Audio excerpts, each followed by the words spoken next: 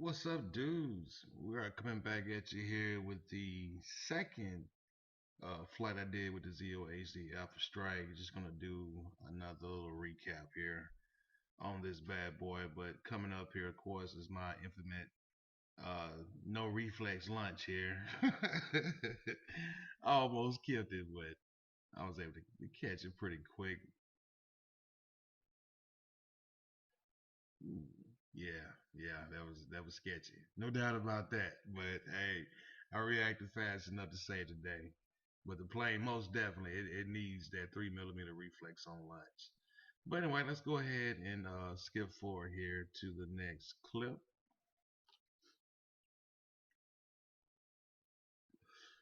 And again, on this particular day, it was the wind itself was kind of low. It was like maybe give or take a 4 to 5 mile per hour wind, but the gust on the other side was actually up a little bit. It was about 12 to 13 mile per hour gust. Still at this point in the evening, and as you can see, the plane it's handling it so well. What did I end up doing was I rushed out to the field because I changed the settings off in iNav. I changed the ignore slope rate to from 1 to 3 is where I have it at now, and I really just wanted to see how it was going to respond to it, and how I was going to handle. And to my surprise, I'm really starting to see the difference. The higher number I go on the slope so far, going from 1 to 3, I can see that it's like it's disengaging from some of that drift,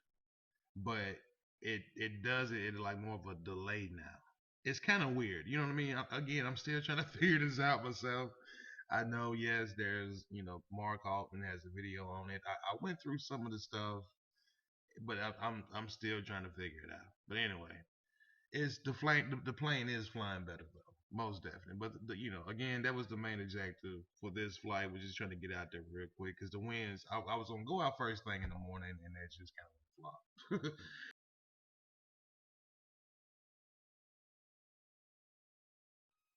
I went ahead and once the weather had calmed down and stuff, the wind died down. So I went ahead and struck out there to the field. But what you're about to see here now is, I decided I seen enough what cruise mode was doing with the new settings, and I was like, let's switch to acro. Let's have some fun because I spotted them farmers out there too. Like I know those farmers is one man that owns the property of farmland. He owns like the cropland, he owns the cattle land, he owns all that. Basically from where I'm at all the way to the river. And I know him, I got permission from him. He doesn't mind me flying over that area. That's why you see me do what I do. I know you may have noticed in some of the waypoint flights I've done, I try to steer away from the housing development, cut in between, so on and so forth. But anyway, I do have permission to fly over all of this property, and it is most definitely private property. But anyway, as you can see here, the Alpha Strike is again. I, I knew I was running out of time, so I really was not trying to go for any kind of actual cruise flight. But from what I'm seeing though, and the way the plane handled and flew, the plane likes to go fast. It just likes to go fast.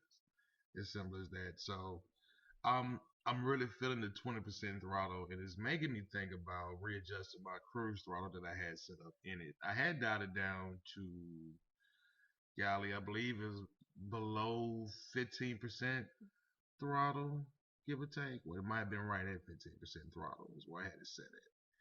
But I may end up bumping that back up to 20% throttle and just call it a wrap and let this baby just soar on the next flight out. Because it's time. It's most definitely. This plane has proved itself to me that it's time to go ahead and just turn it loose and just let it do its thing. Have a good fast stretch is what we're gonna call it, and just turn it loose. Probably take it out into the river and sweep across the river real quick, which would be just crazy going at this speed. I mean, it is unreal to have something that can fly at the speed that this does. I mean, I don't have anything else other than the mini drag, but the mini drag, I can't get the flight time out the mini drag that I can with this setup. So again, kudos to ZOHD on this power setup on this plane is great.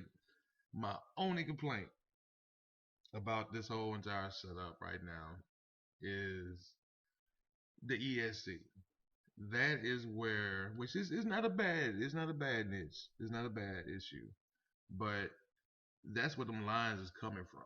And I have filtration in the system. The video wires are not even nowhere near the ESC or the motor wires, the whole 9 yards, and I'm still getting those lines off in it, and that has to be the only thing is that the ESC is a little bit noisy. That's my only complaint about the whole entire plane, just honestly. But other than that, everything else is absolutely awesome. But yeah, we're just gonna keep letting this clip here play out. I'm not gonna ramble and bore you guys to death. I hope not.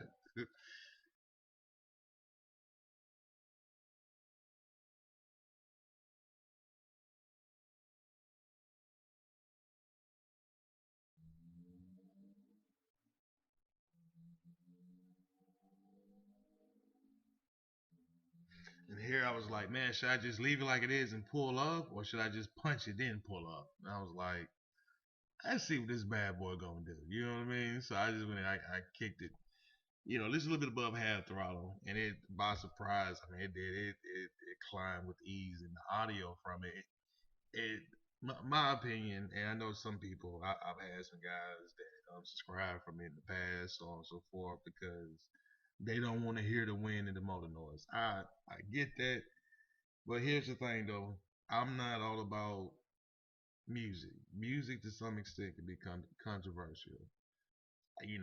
I live in a diverse household. Let's just say that. There's some music I don't want to hear, I don't want to like, vice versa. That's just simple as that. And then my thing, what I'm trying to represent and what I do on my YouTube channel anyway is yeah, sure, entertainment purposes, but more or less is more of an educational purposes, and to show people what you can do. You know what I'm saying? With these models or with this gear that you buy, so on and so forth. Just to show just the truth about what's really going on. You know what I mean? And as part of this truth, what I'm getting at as far as the sound wise go is that I myself, and I know a couple other people, I enjoy hearing the motor sound and the air blowing in. To me, that's a part of the data. That tells me what the plane is going through, this and that. Hearing the buzzer beep when it goes off when I'm flipping flight modes, that's just my personal opinion. You know what I'm saying? So, I would have to say to some of the people that gripe about that, you know what I mean? If it's that big of an issue, you can always just turn the volume down.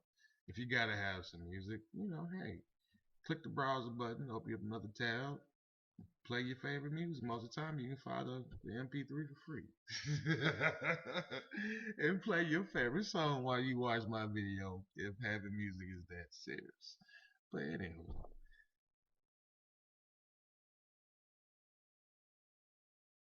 we're just letting it go. Getting about ready to wrap up the flight because the sun, of course, is starting to go down. The run cam, split camera, you can fly a little bit past the sun going down just a little bit, but eventually everything just goes black, and it goes black pretty quick.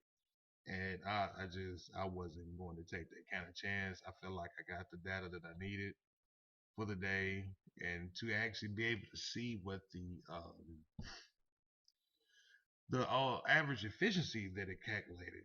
That was one of another big things I wanted to see officially this time because I didn't get to see it the last time. And believe it or not, I was pretty much spot on. My last video, I was guesstimating, saying that I thought the plane could do around 100 um, milliamps per kilometer. And sure enough, the plane can do, which the way its scale show on the OSD is in milliamp per mile. So it showed 165 milliamps per mile. And if you do the conversion behind that, that's actually 102 milliamp per kilometer is what it turns out to be, and that's fantastic, man.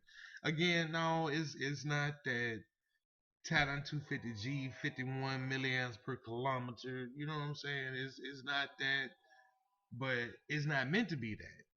It's not. It's not meant to be that with this particular plane. This plane is meant to keep the speed up on it and just have fun with it. You know, cover some ground real quick, do some loose rolls, which all that's coming in the near future, most definitely. I'm just waiting until I get a a lipo battery, a borrowed lipo, and then I'm gonna go ahead and turn it loose, which I might go ahead and do it anyway with this lithium ion pack I'm using because it's performing great. But here I'm literally I was just trying to just buzz the farmers for the most part, just being nosy, so they can see it and stuff. Cause they always drive by us and talk to us when they leave out and stuff. So I was kind of doing a little show off for them, and I'm sure they got the blast here they wanted. Cause that plane sure does kick out some sound. And you can see them right there on the ground. It's pretty cool in the HD footage. You can actually, I guess they couldn't hear it because of the equipment at first, but the closer it got to them, they heard it. And you can see that one guy, anyway, in particular, he spins around real quick and he looked up and he's got a smile on his face. I actually zoomed in on it. But it looked like he had a smile on his face. I hope so. But anywho, they didn't say anything when they left out, and I was still there. So anyway, but yeah, here we come to the end of the flight here, and finally get a good solid landing on this dude. I could have most definitely have slowed it down a lot more, but I was just letting it go. And what I've noticed too with this plane, when you get off of the gas, get off of the throttle, the plane tends to go up. And it's the same way when you get on the gas real hard, it tends to go down. But with the flight controller and cruise mode and stuff, you really can't tell for the most part. But anyway, here's the details. Yeah, 165 milliamp per kilometer is what it turned out to be. All right, peace and love, y'all. Hope y'all enjoyed it. We out.